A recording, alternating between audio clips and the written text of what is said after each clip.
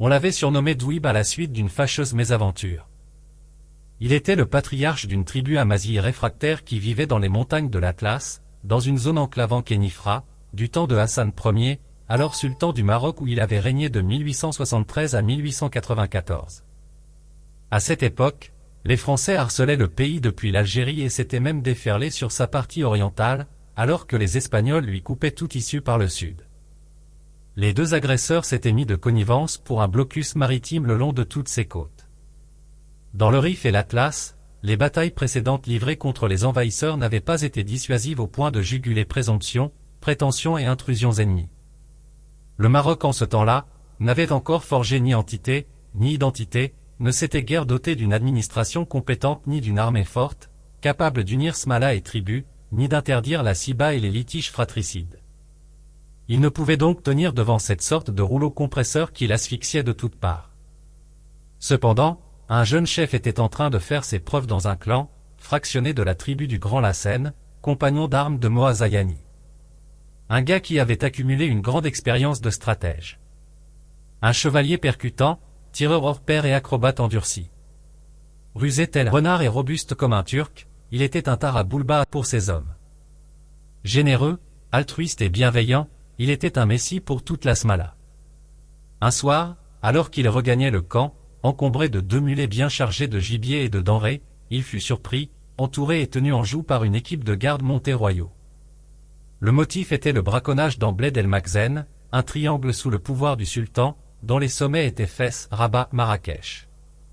Il faut dire que même dans Bled Makhzen perduraient encore des fractions de confédérations berbères, réfractaires, qui reniaient encore le sultanat et qui avaient pour repère, les points les plus accidentés et difficiles à contrôler dans certaines montagnes, ce qui rendait les frontières du triangle administré perméables de part et d'autre.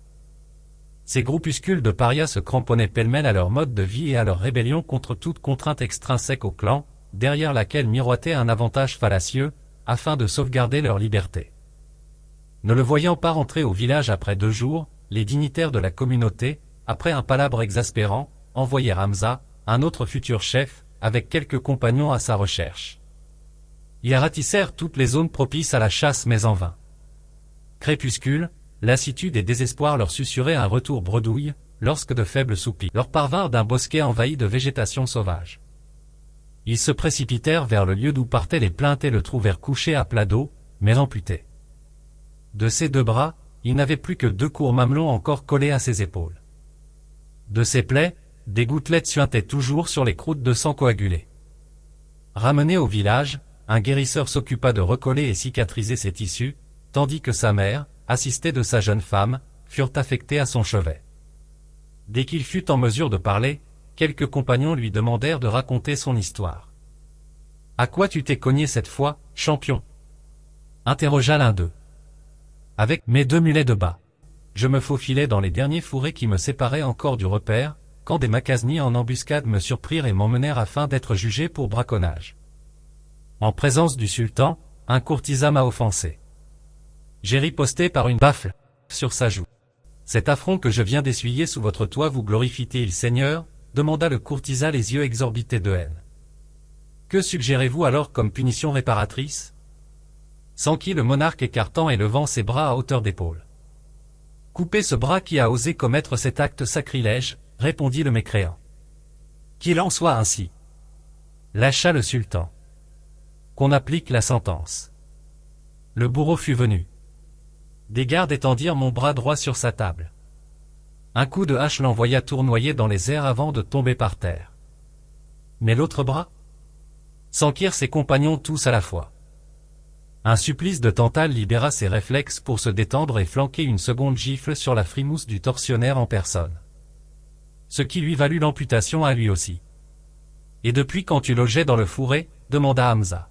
« Depuis l'aurore. » précisa l'amputé. Le temps et les soins le rendirent infirme à vie. Mais son tempérament refusait la résignation. Ses blessures guéries, il renoua avec l'acrobatie, surtout les sauts périlleux, ceux des naturels et la course de fond. Voulant un jour assister à la chasse, on l'aida à monter à cheval et on lia ses pieds aux extrémités de la sous-ventrière. Cette aide ne l'enchantant guère, il apprit à monter en couchant la bête sur le côté au moyen des rênes qu'il tenait entre ses dents. À la longue, ses voltiges maîtrisés lui permirent de terminer sur le dos de son cheval. Un dressage vocal, parallèle à l'exercice, amena plus tard l'étalon à suivre son maître au doigt et à l'œil sans avoir recours aux rênes. Ceux qui avaient suivi cette évolution performante le surnommèrent Douib. Avec la stratégie des grands chefs, son clan s'imposa aux smalas belliqueuses et effectua maintes razzias lucratives. Sa mère vieillit, il se retrancha avec son entourage dans un antre enclavé de monts boisés dans les environs de Tingir. « Je ne veux pas que tu meures avant moi, mon fils, lui avait-elle dit une fois. Je préfère plutôt que tu t'occupes de mes propres funérailles le cas échéant. Cesse alors de lutter au moins jusqu'à ce jour. Dieu te bénisse, mon enfant.